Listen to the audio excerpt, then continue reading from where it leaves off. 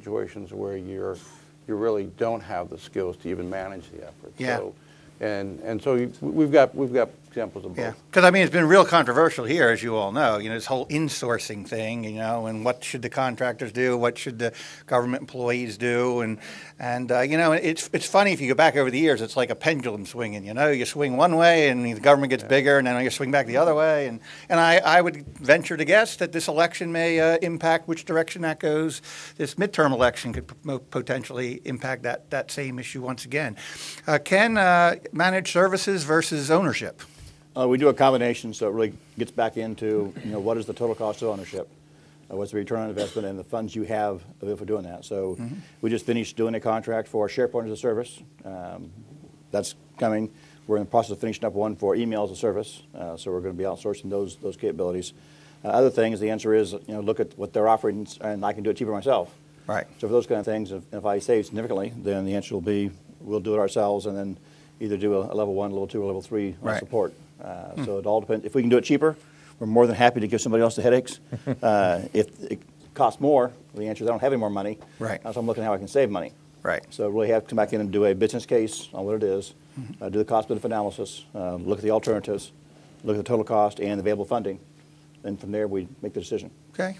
Tom, at Labor? Yeah, it sounds like a ditto, but I think that, you know, it boils down to cost-benefit analysis. You might take a look at risk management and look at the risk of in-house or going out managed services. You might want to look at your capital investment and how much you have. A perfect example for us was the trusted internet connection. So when OMB and DHS came out with all the guidance, I mean, it was real clear for us. I mean, we didn't have a classified secure infrastructure. So meaning a SCIF, existing processes, procedures, policies, people with clearances, enough, you know, at that level that it became a no-brainer for us that the way to implement this was a managed service because we didn't have that TIC infrastructure, if you would, mentality, capability for other reasons. Right. So that was an easy choice for us.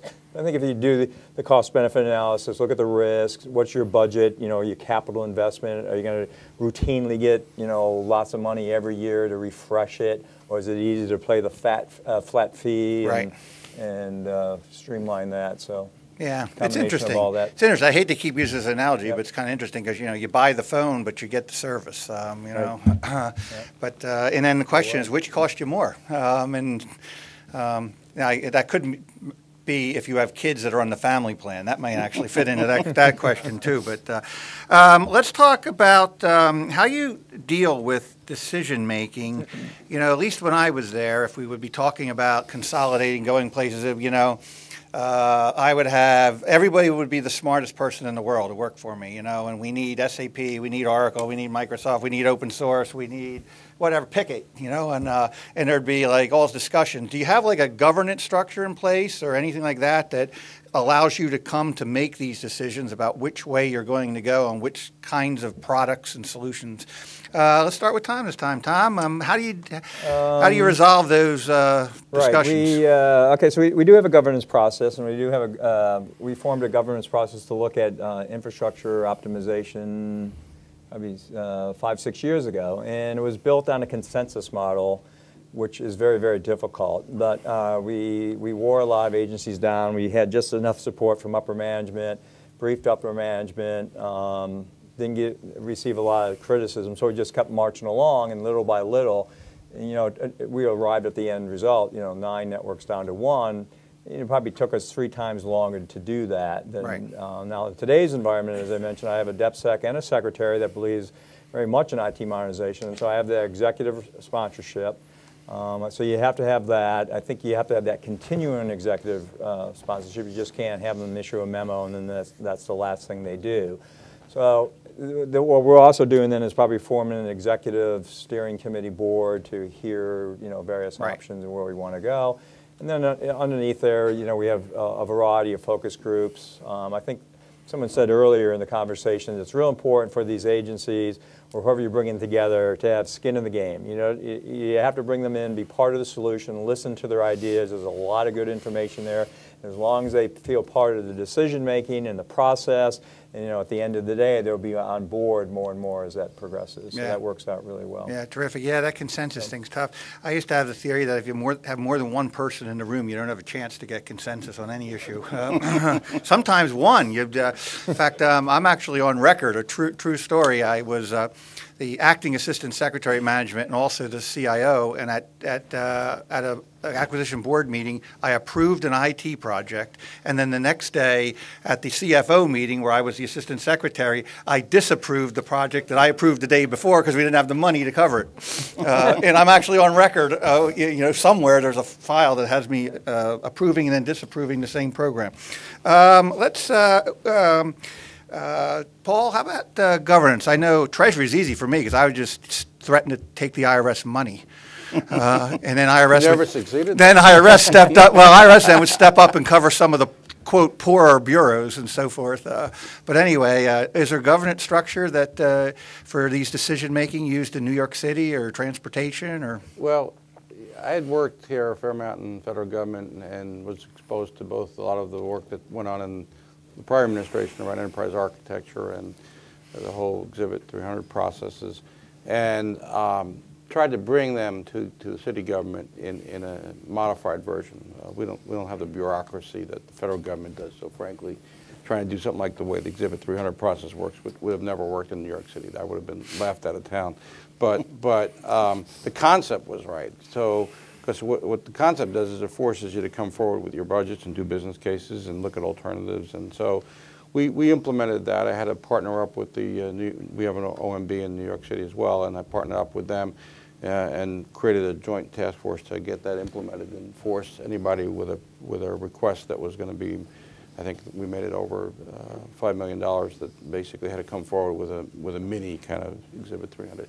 We also tried implementing EA techniques and made some progress, although I would say once you get outside the federal government, EA is really in the early stages, and so we're really just starting there. But I don't see how you can get you know, the economies and really take advantage of the economies without both those processes in place. So I really think the federal government has moved in the right direction with those two processes, and I thought they were great models. Yeah. Good, thanks. Ken, governance, decision-making? Oh, we have lots of governance. We have so much governance you can't figure out who's in charge. So I figured since you're an Air Force guy, you would just say, look. Not that easy, because all of our programs, again, span across things. Like TEX involves 23 other agencies. So we have an interagency executive steering committee at the deputy commissioner level and across the other agencies for doing the part for those folks who have skin in the game and actually have money therein. Then we have the other one with a SES and GS-15 working group for TEX, for example, which is an interagency working group that meets on a monthly basis to coordinate the requirements and issues. We have inside CVP a CIO governance board with all the other assistant commissioners highlighting their issues and their concerns in terms of where the funds are going to go. We have an architecture review board inside CVP. We have an architecture review board for DHS.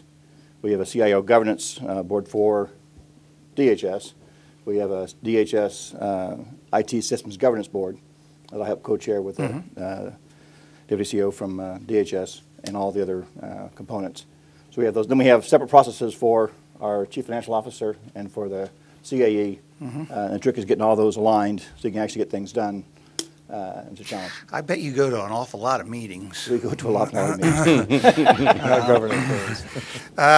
By the way, we've got about 12 minutes before Cindy, and I was, asked if someone in the audience would like to raise a hand. If I mean, I can keep talking. But if someone has a question, put your hand up, and I'll go to you because we're. Yes, ma'am. Those points. I mean, well, we already do automatic failover with our power systems.